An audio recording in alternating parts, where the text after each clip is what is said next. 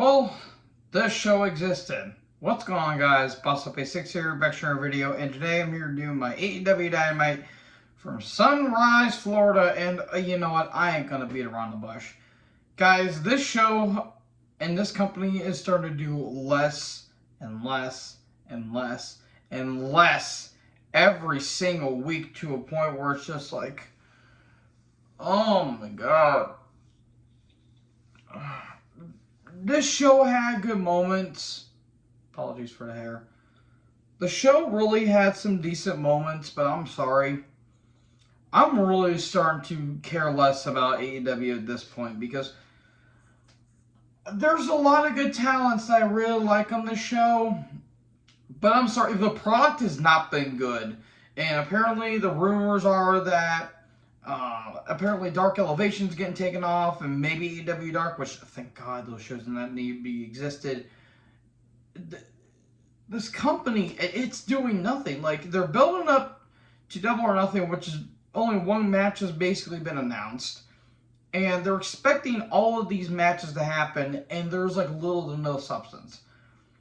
Again, it could be I'm on wrestling fatigue, or a lot of personal stuff coming on in my life, or all this stuff, but this show has really done nothing for me. So, off that little tangent there, let's get into the show with Orange Cassidy versus Bandito for the international title. No, I'm not going to waste 20 seconds of my time for a match that nearly went 20 pissing minutes. I love Bandito. I really love Bandito. He's one of the best going today, and I think he's kind of undermentioned. The Orange Cassidy gimmick is stupid. I hate it. I despise it. It's just stupid. I don't like it. There were some good moments in this match, but why did this match nearly go almost 20 goddamn minutes? At one point, Bandito did some really good stuff, like a one-arm military press slam. That was some really good stuff, and a frog splash for a kick out. But eventually, beach break after an orange punch, and there you go, Cassidy wins. Show respect. Bandito tried to put on the glasses, but to no avail because he's wearing a mask. Yeah, good job, idiots. And there you go. More on them here later. Renee and Cole are backstage. Cole has some words for Jericho. Then Bandito and Cassidy show up. Well, how about you? What are your how you guys feel about Jericho? And then they just walk off. More on them here later.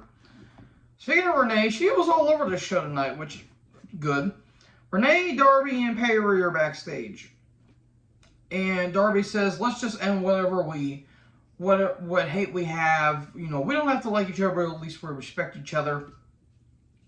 And can they come to an agreement? Can they coexist? More on Darby here later.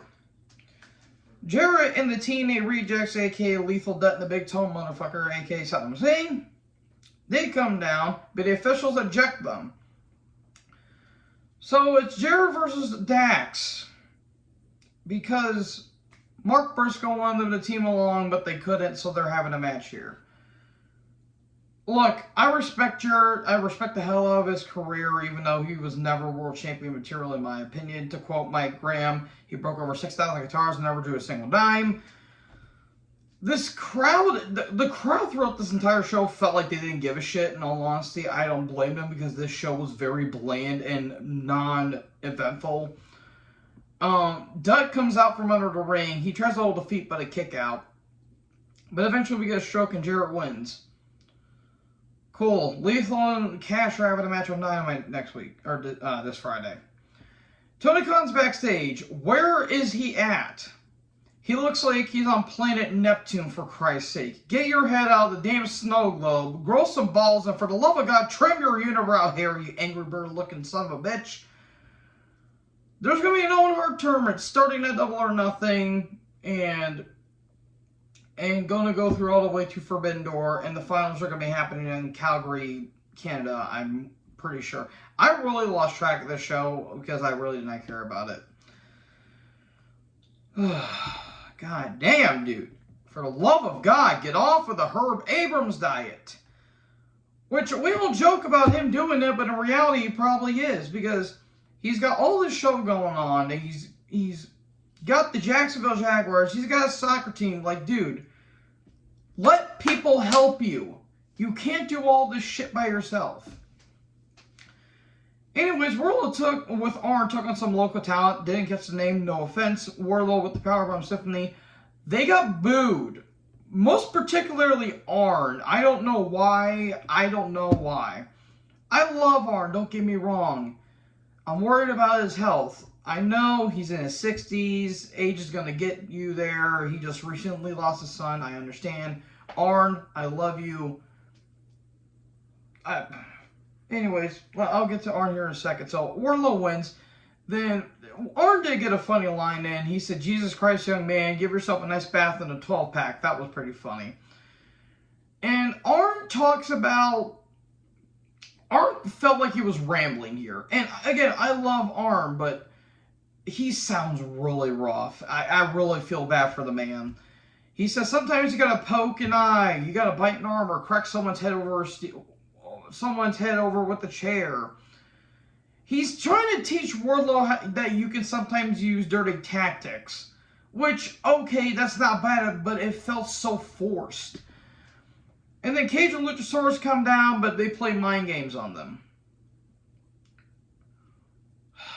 God. If it leads to a Wardlow Luchasaurus match at the pay-per-view, okay, fine, but I'm sorry. I like Luchasaurus. I like Cage.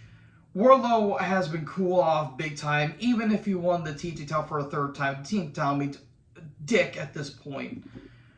And I'm sorry, but Wardlow's really meant nothing in all honesty because they have been cutting the balls off of him for the past few months.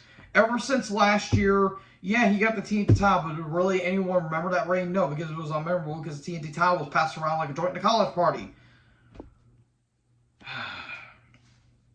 So, Renee and Sammy are backstage. MJF shows up to try and save this. They forehead kiss each other. Sammy and MJF, not Sammy and Renee. That would have been weird. He would have had to talk with John afterwards.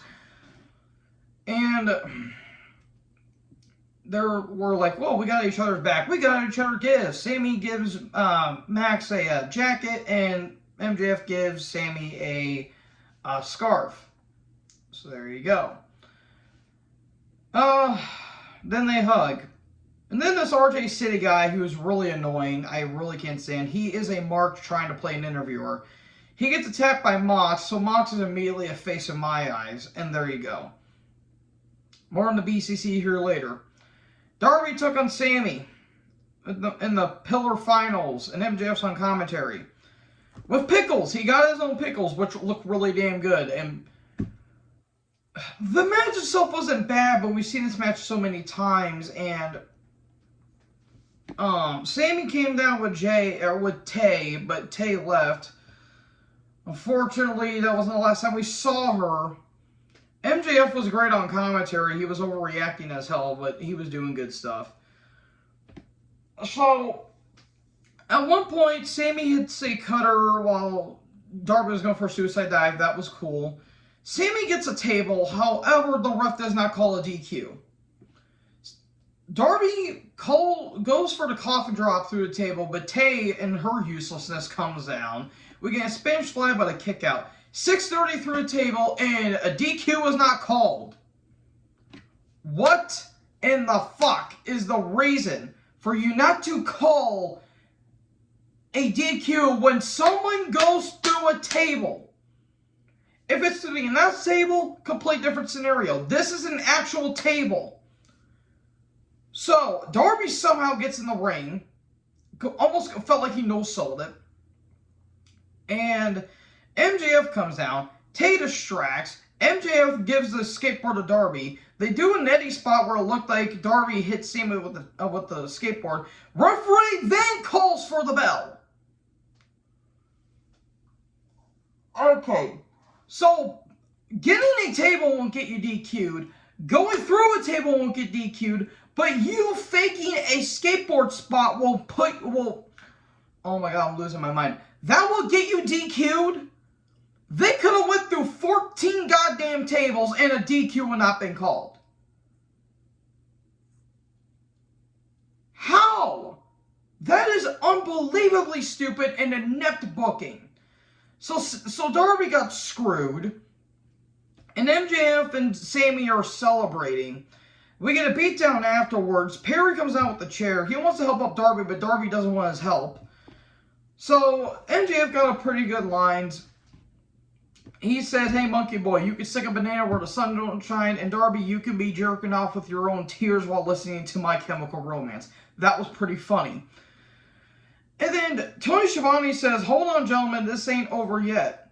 He calls MJF a prick. That was pretty funny. It's going to be a tag match next week. If Sammy and MJF win, then it's just going to be a one-on-one match at the pay-per-view. If MJF and Sammy lose, it's going to be a fatal four-way. Why in the front flipping hell would you convolute the living piss out of this thing? Just make it a fatal four-way. You don't need to have a tournament with 3 people involved. You could have just done a four-way where Sammy, Darby, and Jungle Boy, they all have matches proving why they should be #1 contender and proving why they should be world champion. And occasionally cut a promo here and there and do all that stuff. That is how you build your characters and your contenders. Don't make it so half-assed and so convoluted as all living hell where you're making Vince Russo's booking look like Leonardo DiCaprio. This is unbelievably retarded. So yeah, we're having that match next week. Then MJF is pissed. Him and Sammy are backstage. They go to leave, and Sammy wants to get in MJF's car, but he says the car's full even though it wasn't full at all, and he leaves Sammy high and dry. Jesus, Mary and Joseph, this was stupid. So Cole comes down. He calls out Jericho. He calls him a son of a bitch. And he says, "You stooped that low. You're now making this personal." He says, "Come on out." He said, "Okay, I'm going to come back there then." Cole goes to leave. Then Jericho's music hits, but Jericho's on the screen backstage.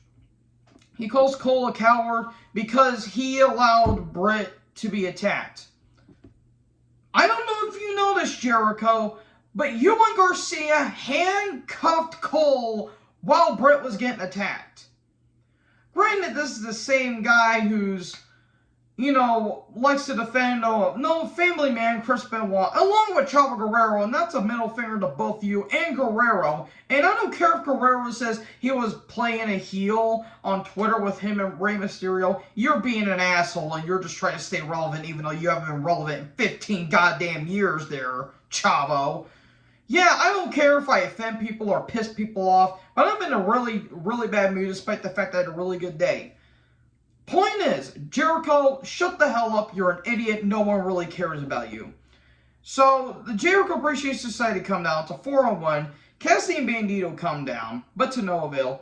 All of a sudden, we get the end of Heartache by Killswitch Engage, which is a pretty damn good song, even though it's kind of overplayed in some areas. And then Roderick Strong's here. Okay, to be fair, I don't think he would have worked in WWE's main roster, but I at least would have liked to see what they would have done with him. But honestly, they really weren't doing a damn thing with him in NXT after Undisputed Era broke up and the whole Dynamite thing really wasn't going anywhere. I really like Strong, I really do. I hope he's happy. I hope he gets really good opportunities afterwards. He got like a mild reaction out of it.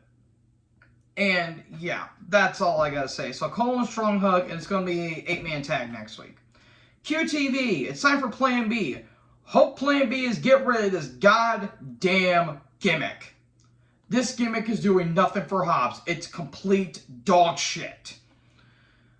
Taya took on Jade. Jade, tell me what's going on with Layla and Smart Mark Sterling, TBS title. So the whole build-up is Jade is the only one that can use the Jaded, but Taya can't, even though Taya's been using it way more than Jade has, and even Beth Phoenix has been using it way more than both of them were. Okay, stupid as hell, but okay, I'll go with it.